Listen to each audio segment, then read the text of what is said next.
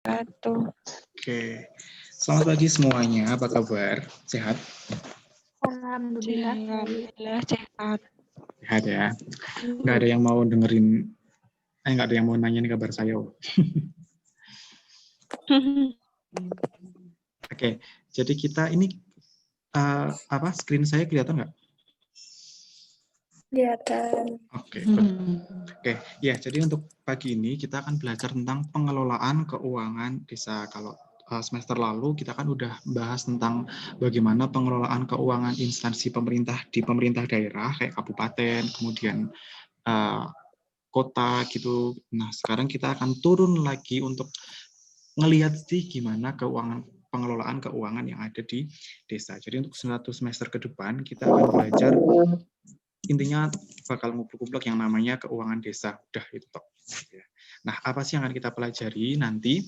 Yang akan kita pelajari tentang yang pertama perencanaan pembangunan desa gitu. Sebelum nanti ke keuangan kita lihat dulu bagaimana sih desa itu merencanakan pembangunannya gitu. Nah, yang kedua baru kita ke pengelolaan keuangan desa. Pun ini baru perencanaannya aja gitu. Nanti setelah itu kita akan belajar tentang menyusun APB desa gitu. Nah, desa juga punya APB. Jadi yang punya APB itu nggak cuma negara, nggak cuma kabupaten gitu, tapi desa juga punya APB.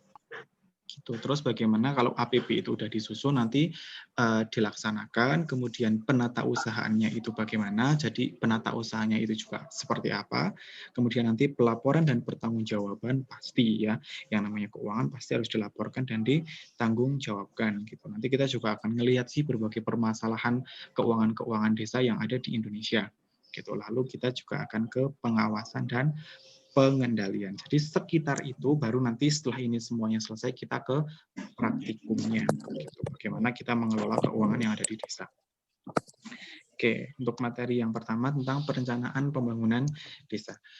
Jadi perencanaan pembangunan desa itu dimulai 6 bulan sebelum tahun anggaran berjalan gitu. Misalkan kita mau merencanakan pembangunan desa untuk tahun 2021 gitu. Jadi perencanaan pembuatannya itu dimulai dari Juni sampai September seperti itu. Gitu. Nah, kita bisa lihat ya di pakaiin. Nah, kita bisa lihat nih di sini. Pertama, kita akan yang pertama sebelum menyusun pembangunan desa, kita tuh harus menyusun rencana dulu. Nah, perencanaan yang ada di sini itu nanti disesuaikan dengan perencanaan yang ada di kabupaten atau kota. Jadi yang di desa itu juga mendukung pembangunan yang ada di desa atau yang ada. Jadi pembangunan yang ada di desa itu nanti juga akan mendukung perencanaan pembangunan kabupaten atau kota. Makanya RPJM desa ini, jadi RPJM itu rencana pembangunan jangka menengah gitu. Jadi rencana pembangunan itu ada 3, rencana pembangunan jangka pendek, rencana pembangunan jangka menengah, dan rencana pembangunan jangka panjang. Gitu. Nah, untuk penyusunan perencanaan pembangunan desa itu masuknya ke rencana pembangunan jangka menengah seperti itu. Jadi RPJM desa itu dibuat untuk waktu 6 tahun gitu. Nah, pertama dimulai pada bulan Juni sampai dengan bulan September tahun sebelumnya gitu. Jadi misalkan 2021 mau disusun, berarti ini tahun 2020 gitu RKP desa. Jadi rencana kerja perangkat desa gitu atau rencana kerja pembangunan desa nanti disusun Juni sampai September. Kemudian kalau ini sudah disusun nanti kita akan lanjut membahas tentang anggaran pembangunan desa. Jadi Juni sampai September itu tentang RKP desa udah selesai dibuat. Jadi pada Oktober sampai Desember kita akan membuat yang namanya APB desa. Nah, APB desa itu nanti isinya adalah tentang pendapatan, kemudian tentang belanja desa, dan tentang pembiayaan desa. Jadi ada 3 ya, pendapatan, belanja, dan juga pembiayaan. Seperti itu. Jadi cuman ada 3. Nah, setelah APB desa ini selesai dibuat, nanti kita akan pelaksanaan pengawasan. Nah, kan ini udah sampai Desember. Nah, jadi di Januari sampai Desember adalah pelaksanaan dan pengawasan. Iya, Nadifa, ada apa?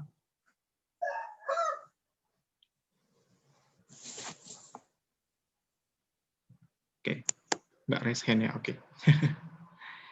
Oke, jadi di tahun anggarannya itu nanti hanya ada pelaksanaan dan pengawasan gitu. Jadi pelaksanaannya itu bagaimana, hal-hal yang sudah dilakukan itu progresnya apa saja nanti di bulan Januari dan Desember di tahun berjalan. Kemudian kalau ini sudah dilaksanakan, kita yang pasti akan ada yang namanya laporan dan pertanggungjawaban RKP Desa dan juga APB Desa nanti di bulan Juli sampai ini bulan Juli dan Januari. Jadi pelaksanaannya itu nanti di Juli tahun berjalan, misalkan tahun 2021, nanti di bulan Juli tahun 2021 ada laporan tengah semesteran gitu. Jadi laporan dan pertanggungjawabannya itu 2 kali, di pertengahan tahun anggaran dan di akhir tahun anggaran. Jadi di bulan Juli nanti ada pertanggungjawaban tengah semesteran dan juga nanti di bulan Januari ada pertanggungjawaban di akhir semester. Jadi semuanya nanti ditanggungjawabkan secara 2 kali gitu. Sampai sini paham? Paham ya? Oke. Ini cuma masih apa ya? Masih pengantarnya dulu. Nanti banyak yang akan kita pahami di pas praktikumnya. Oke. Next, selanjutnya ini. Nah, ini adalah tabel siklus keuangan desanya. Jadi siklusnya itu ada sekitar 1, 2, 3, 4, 5, 6 gitu. Yang pertama itu kegiatan di Januari sampai dengan bulan Juni itu tentang Musrembangdes gitu, atau musyawarah pembangunan desa itu 6 bulan dari bulan Januari sampai bulan Juni. Kemudian penyusunan RKP desa itu Juli sampai dengan September. Kemudian penyusunan APB desa itu dari Januari sampai Oktober. Kemudian untuk laporan realisasi APB desa semester 1 itu sampai dengan bulan Juni, nanti pelaksanaannya bulan Juli, dan laporan realisasi APB desa semester 2 itu di bulan Januari, tapi ini pelaksanaannya adalah dari Juli sampai dengan bulan Desember. Ini siklusnya, jadi ada 1, 2, 3, 4, 5. Ada 5 siklus keuangan desa yang akan dilaksanakan gitu. Dan juga bulan-bulannya. Ini nggak usah dihafalin, cukup diketahui aja. Yang penting yang harus kalian tahu itu untuk Musrembangdes dan penyusunan APB desa itu sebelum tahun anggaran. Kemudian untuk laporan realisasi itu di semester 1 bulan Juli dan semester 2-nya di bulan Januari. Itu. Nah, lanjut ke ini fungsinya. Ini dulu aja ya. Tak mute semua dulu aja ya.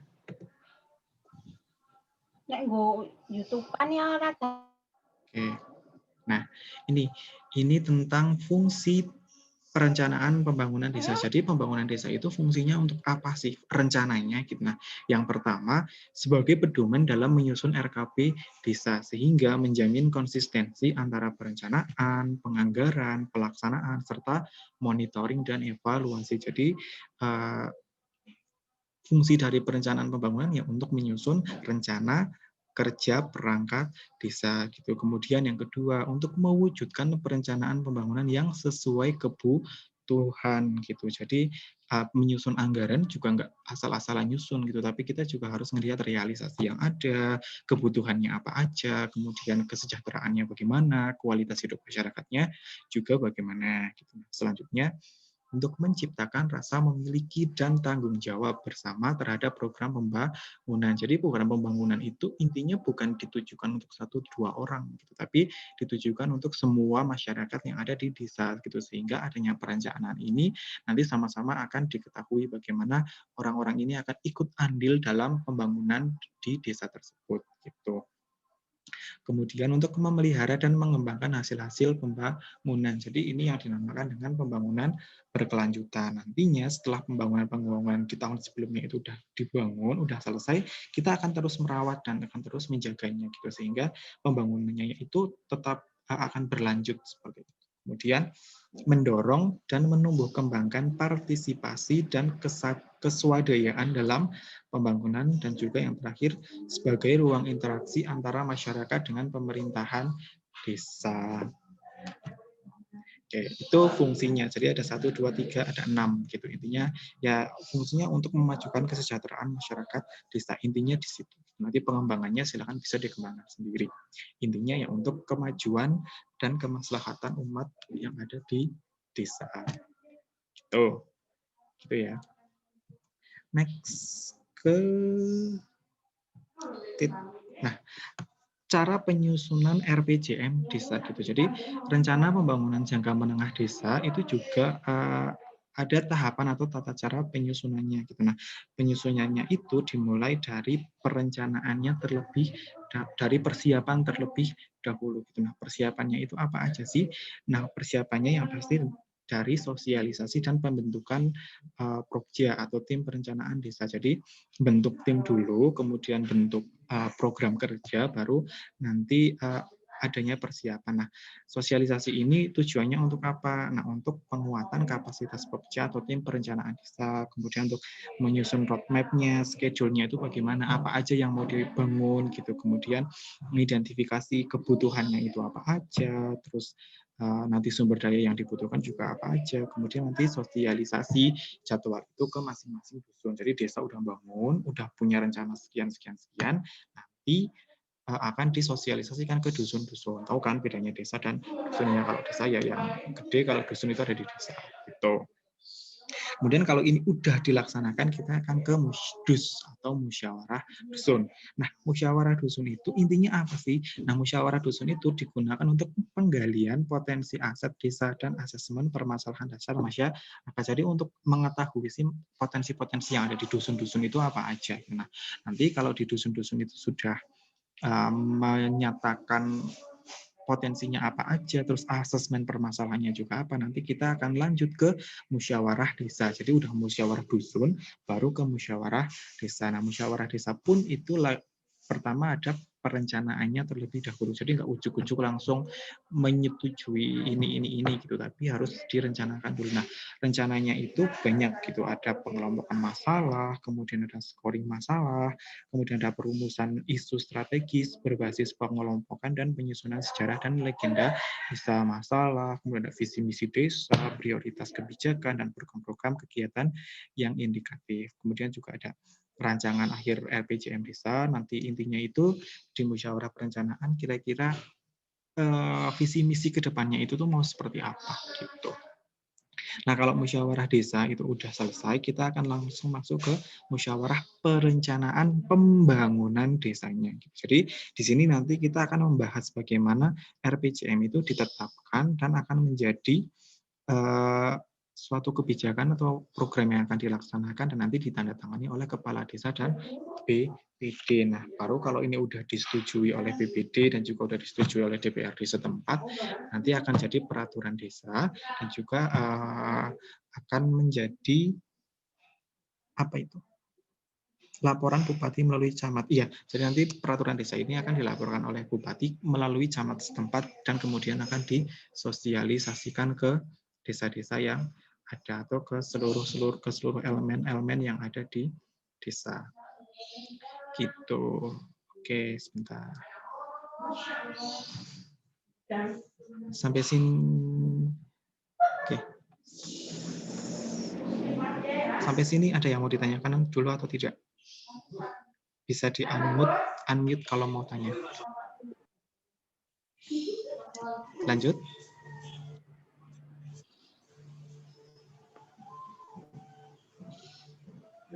Lanjut dulu ya. Oke, lanjut.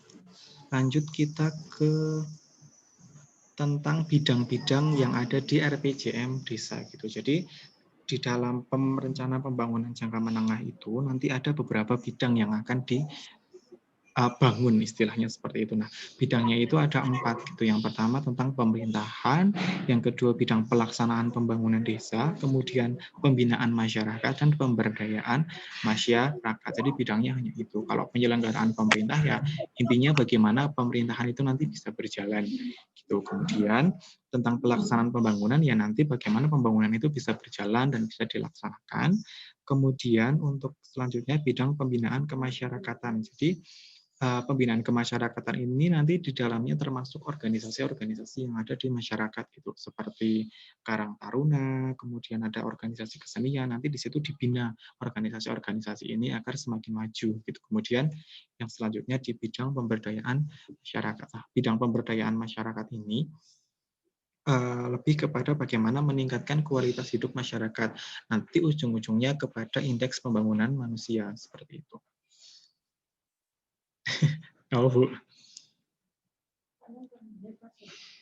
Bagus kok. Bagus lama-lama. Iya. Pantes. Oke, sorry ya. Ya, siap, Bu. Kita lanjut ke perencanaan pembangunan desa. Jadi penyusunan RKP desa itu bagaimana ya? Jadi RKP desa itu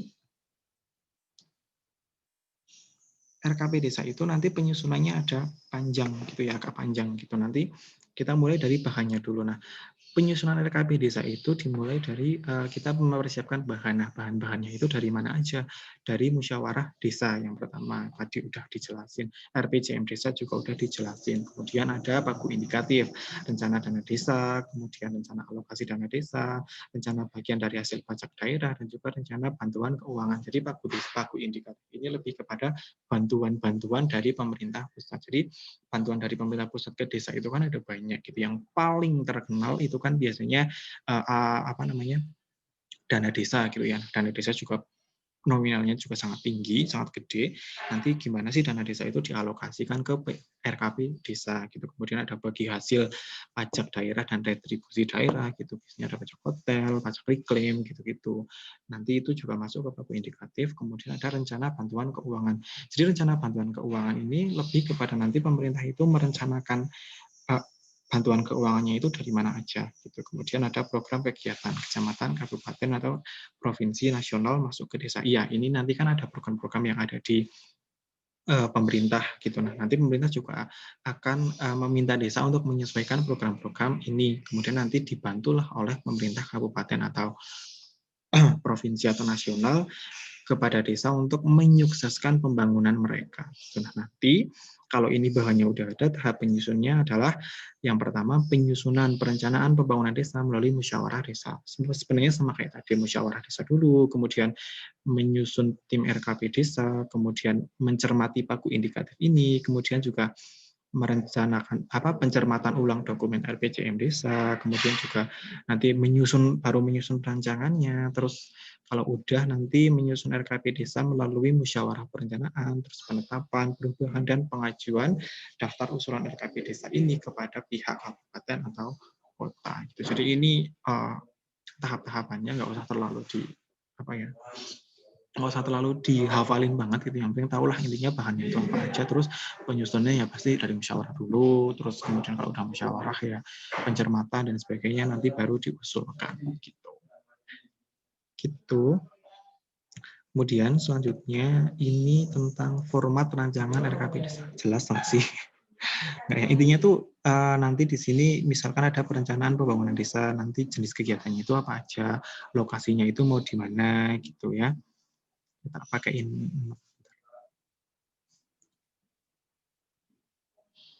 Oke ya, ini. Jadi nanti untuk format rancangan RKP desa itu biasanya kita dimulai dengan meruncul. Ini judulnya ada perencanaan kerja pemerintah desa gitu, atau RKP. Ini rancangan kerja pemerintah desa gitu. Nanti tahun berapa nanti ini diisi, desanya desa mana, kecamatan mana, kabupaten mana, dan provinsi mana gitu. Nanti kalau udah di sini ditulis bidang kegiatannya itu apa aja, bidangnya misalkan di sini ada 4 tadi ya, ada penyelenggaraan pemerintah, pembangunan desa, pembinaan kemasyarakatan, dan juga pemberdayaan masyarakat. Nanti jenis kegiatannya itu apa aja ditulis gitu. Kemudian lokasinya itu di mana gitu, terus volumenya itu lebih kepada kayak mau diselenggarakan berapa kali sih gitu. Kemudian nanti sasaran atau manfaatnya itu apa, kemudian waktunya kapan gitu. Nanti langsung sini ke pembiayaannya gitu. Jadi jumlahnya berapa, sumbernya di sini dari mana, bisa dari ADD, pajak atau retribusi atau bagi hasil gitu. Kemudian di sini nanti ada pola pelaksanaannya, nanti kegiatannya itu apa aja, dan di sini ke mana ini? Pelaksanaan dan rencana kegiatannya. Dan di sini yang paling penting sih sebenarnya di pembiayaannya itu nanti dari mana aja. Nanti kalau udah di sini ada tanggal berapa, kemudian disusun oleh siapa, nanti tim penyusunan RPJM desa itu siapa, tanda tangan di sini, dan di sini diajukan ke kepala desa. Baru kalau nanti ini semuanya udah selesai disusun, baru nanti akan diajukan ke pemerintah setempat gitu melalui camat gitu. Next ya, langsung ke pengelolaan keuangan desa. Kita langsung ke pengelolaan keuangan desa. Tadi kan udah perencanaannya gitu. Nah, sampai perencanaan gitu ada yang mau ditanyakan dulu atau enggak sebelum masuk ke pengelolaan? Oke. Ada yang mau ditanyakan enggak? Kalau ada silahkan di-unmute, kemudian bisa langsung bertanya gitu. Tadi baru perencanaan gitu, sebelum ke pengelolaan. Lanjut. Lanjut. Lanjut enggak?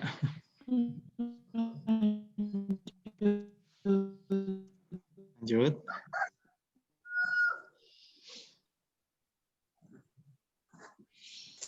Lanjut ya.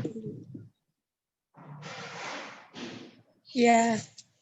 Oke, lanjut ke pengelolaan keuangan desa. Jadi kita masuk ke materi yang kedua. Nah, pengelolaan keuangan desa itu sebenarnya apa? Nah, pengelolaan keuangan desa, pengertiannya nanti saya bagi dua dulu. Jadi ke keuangan desa dulu. Kalau keuangan desa itu adalah semua hak dan kewajiban desa yang dapat dinilai dengan uang, serta segala sesuatu berupa uang dan barang yang berhubungan dengan pelaksanaan hak dan kewajiban desa. Intinya ya hak dan kewajiban desa berupa uang, itu namanya keuangan desa. Nah, kalau pengelolaan keuangan desa itu seluruh rangkaian kegiatannya gitu. Kalau keuangan desa itu hak dan kewajiban desa dalam bentuk uang, sedangkan kalau pengelolaan keuangan desa adalah rangkaian kegiatan. Nanti dimulai dari perencanaan sampai dengan pertanggungjawaban. Seperti itu. Oke, kemudian dasar hukum akuntansi desa itu ada banyak sebenarnya. Tapi di sini saya akan merucut kepada tiga yang sering digunakan sebagai dasar hukum. Yang pertama tentang PP nomor 43 tahun 2014 tentang Undang-Undang nomor 6 tahun 2014 tentang desa. Jadi Undang-Undang nomor 6 itu nanti dibuat peraturannya lagi, yaitu peraturan nomor 43 tahun 2014 tentang desa. Nah, intinya itu apa sih di peraturan pemerintah ini? Nanti intinya adalah mengatur kewenangan desa, penataan desa, penyelenggaraan pemerintah desa, perangkat desa, keuangan desa, peraturan desa, dan kelembagaan masyarakat desa. Kemudian nanti ke Permendagri nomor 113 tahun 2014 tentang pengelolaan keuangan desa. Jadi Permendagri itu adalah peraturan Menteri Dalam Negeri. Itu namanya Permendagri. Nah, nanti Permendagri 113 ini isinya adalah pedoman yang dapat digunakan oleh desa dalam mengelola keuangan desa. Jadi di Permendagri ini nanti isinya adalah pedoman-pedoman. Jadi kayak pengakuannya itu bagaimana, pengungkapannya itu bagaimana, disclosurenya juga bagaimana, gitu nanti diatur di Permendagri nomor 113.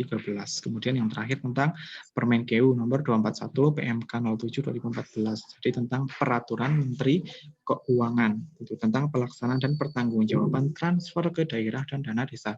Ini lebih kepada bantuan sih kalau dari Permenkeu gitu. Jadi tentang dana desa dan bagaimana konfirmasinya itu dan realisasi yang diterima oleh pemerintah daerah.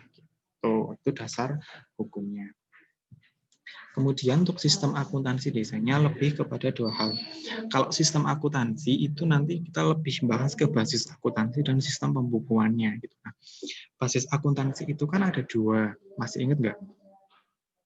Apa aja? Hah? Atau masih ingat? Jadi basis akuntansi itu ada dua.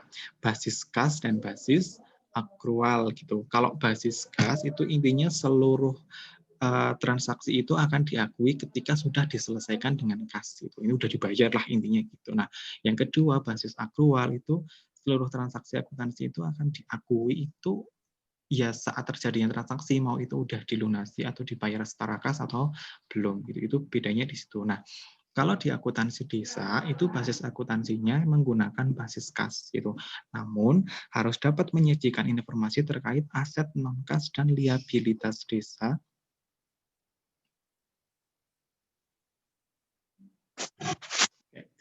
dan liabilitas desa di setiap akhir tahun periode yang berjalan gitu. Walaupun dia menggunakan basis kas di desa ini, tapi nanti pada laporan akhirnya harus menyediakan informasi terkait dengan aset non kasnya gitu. Contoh aset non kas itu apa aja sih? Ya kayak piutang, kemudian peralatan dan sebagainya, itu namanya aset non kas. Kalau aset kas ya udah jelas itu aset kas gitu. Liabilitas desa ya tentang hutang-hutang desa. Desa bisa berhutang? Bisa. Kemudian sistem pembukuannya nanti menggunakan sistem pembukuan tunggal. Jadi untuk di desa ini nanti nggak ada yang namanya jurnal umum, itu nanti nggak ada. Jadi lebih gampang. Itu nanti untuk sistem pembukuannya kita akan menggunakan sistem pembukuan tunggal dengan sarana pencatatan utamanya adalah buku kas umum. Jadi ya kas masuk, kas keluar gitu kayak kemarin di sistem pembukuan yang pertama. Tetapi nanti di sistem pembukuan ini dia akan dibantu dengan buku pembantu pajak, buku pembantu bank, seperti itu. Gitu. Paham ya sampai sini? Jadi basis akuntansinya menggunakan basis kas, tapi harus dapat menyediakan informasi terkait aset non-kas gitu. Dan juga liabilitas desa di setiap akhir periode tahun berjalan. Dan juga sistem pembukuannya menggunakan sistem pembukuan tunggal dengan sarana pencatatan utamanya adalah buku kas umum. Nah, nanti buku kas umum ini akan dibantu buku pembantu. Ada buku pembantu pajak, ada juga buku pembantu bank. Seperti itu. Nanti buku pembantunya akan saya perlihatkan. Itu. Lanjut ke siklus pengelolaan keuangan desa. Nanti aja tak jelasin nanti. Ini dulu. Ke asas-asas pengelolaan keuangan desa. Gitu. Yang pertama adalah transparan. Nah, artinya terbuka atau memiliki keterbukaan dalam arti segala kegiatan dan informasi terkait pengelolaan keuangan desa itu dapat diawasi oleh pihak-pihak yang berwenang. Kan kita juga kalau di desa-desa tuh selalu ngelihat tuh ada yang namanya peta demografis atau informasi geografis juga. Nah, ada di kelurahan-kelurahan itu biasanya ada baliho besar isinya tentang keuangan desa. Ada APB-nya, kemudian juga ada realisasinya. Sering lihat kan kalau ke kelurahan mesti ada seperti itu. Itu sudah menunjukkan asas transparan atau keterbukaan. Jadi semua desa saya rasa sudah memiliki asas ini. Kemudian yang kedua adalah akuntabel. Nah, akuntabel itu setiap tindakan atau kinerja pemerintah atau lembaga dapat dipertanggungjawabkan kepada pihak-pihak yang memiliki hak atau berkewenangan untuk meminta keterangan akan pertanggungjawaban itu. Jadi nanti intinya keuangannya itu dapat dipertanggungjawabkan. Kemudian partisipatif itu. Nah, setiap tindakan dilakukan dengan mengikutsertakan keterlibatan masyarakat baik secara langsung maupun tidak langsung. Nah, keterlibatan dalam keuangan desa itu bagaimana? Dari tadi di musyawarah dusun itu kan sudah melibatkan partisipatif dari masyarakat seperti itu.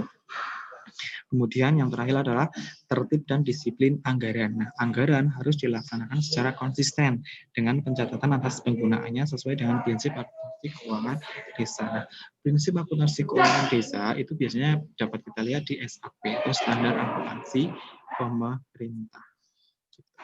Nah, ini struktur pengelolaan atau struktur organisasinya itu ditanggung-jawabi oleh kepala desa. Nah, kepala desa itu nanti posisinya adalah pemegang kekuasaan pengelolaan keuangan desa. Nanti membawahi sekretaris desa, kepala seksi dan kepala seksi. Biasanya kepala seksinya itu ada.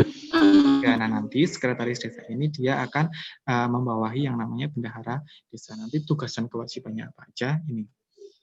Nah, kepala desa sebagai pemegang kekuasaan pengelolaan keuangan desa dan mewakili pemerintah desa dalam kepemilikan kekayaan desa yang dipisahkan itu mempunyai tugas menetapkan kebijakan, kemudian menetapkan PTPKD, terus menetapkan petugas. Nah, seperti itu. Jadi lebih kepada kalau kepala desa itu mengorganisasikan atau menyuruh bukan menyuruh sih, tapi lebih kepada punya kewenangan untuk mengatur, itu kepala desa. Nah, kalau sekretaris desa itu menyusun dan melalui kebijakan pengelolaan desa gitu, terus kemudian menyusun rancangan. Dia lebih kepada menyusun kebijakan-kebijakannya, itu sekretaris desa. Nah, kalau kepala seksinya itu nanti ya bertindak sesuai dengan bidang-bidangnya. Tadi kan ada bidang kemasyarakatan, ada bidang pemilihan desa itu. Kemudian yang terakhir adalah bendahara desa. Nah, bendahara desa itu tugasnya adalah tentang menyusun keuangannya seperti itu. Jadi si bendahara desa. Nah, sampai sini ada yang mau ditanyakan? Lanjut dulu ya. Lanjut. Lanjut dulu. Kita sampai bentar. Pertemuan hari ini kita sampai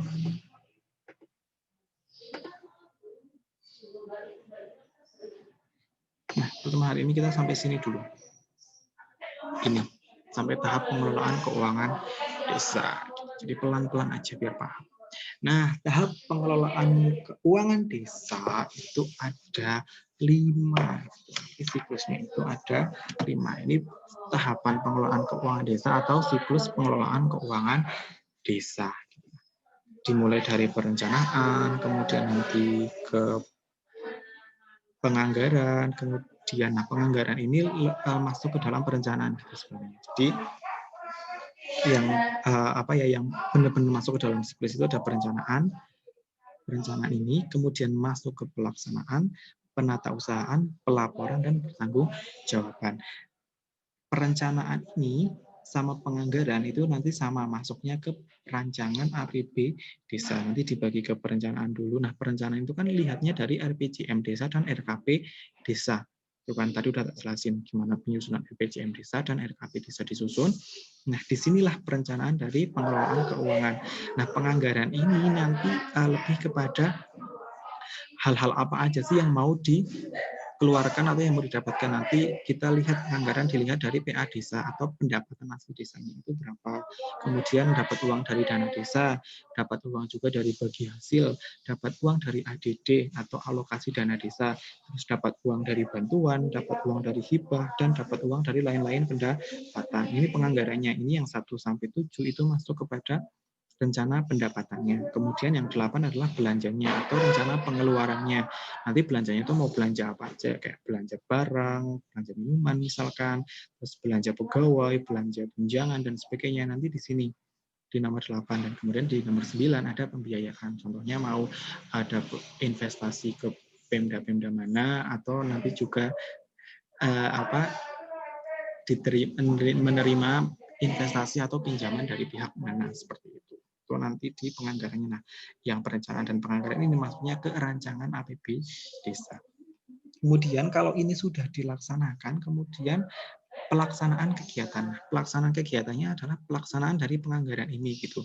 Nanti selama pelaksanaan ini akan didapatkan bukti pendapatannya itu dari mana aja, kemudian belanjanya itu nanti buktinya apa aja, biasanya kan nota-nota seperti itu. Nanti kalau pelaksanaannya ini semuanya udah dapat, kita akan langsung ke penata usahaan. Jadi penata usahaan itu lebih kepada pencatatannya. Jadi pelaksanaan ini nanti akan dicatat di penata usahaan gitu. Nanti dicatatnya dalam 3 hal. Ada buku kas umum, kemudian buku kas pembantu pajak, dan buku bank gitu. Nanti dicatatnya di 3 hal ini.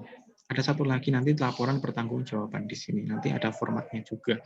Jadi perencanaan ini sudah dilaksanakan, kemudian di pelaksanaannya itu untuk mendapatkan bukti-bukti dari anggaran yang akan dilaksanakan ini, kemudian pencatatannya melalui penata usahaan, melalui buku kas umum, buku kas pembantu pajak, dan buku bank. Kemudian kalau ini sudah dicatat akan dilaporkan. Nah, laporannya ada 2, laporan semester 1 di bulan Juli. Jadi kegiatan dan jadi untuk pelaksanaan kegiatan dari Januari sampai bulan Juli ini nanti akan dilaporkan di akhir bulan Juli. Kemudian laporan yang kedua adalah laporan akhir tahun. Jadi laporan dari bulan Agustus sampai Desember akan dilaporkan pada bulan Januari awal tahun depan. Kemudian kalau udah nanti kita akan lebih ke pertanggungjawaban. Nah, laporan pertanggungjawaban ini disampaikan paling lambat 3 bulan setelah akhir tahun anggaran yang berkenan itu ditetapkan oleh peraturan desa. Jadi misalkan udah selesai nih, paling lambat pertanggungjawabannya adalah bulan Maret. Gitu. Nah, pertanggungjawabannya itu kepada siapa ya? Kepada pemerintah yang lebih tinggi, kepada bupati melalui camat. Jadi desa itu nggak bisa langsung ke kabupaten, gitu. Tapi desa itu mau ke kabupaten atau mau laporan pertanggungjawaban itu harus melalui camat seperti itu. Itu tentang tahapan pengelolaan keuangan desa. Kita lihat dulu. Udah. Oke, itu aja untuk materinya. Kira-kira ada yang mau ditanyakan atau tidak? Oke, feel free aja untuk tanya gitu ya. Ini tak stop.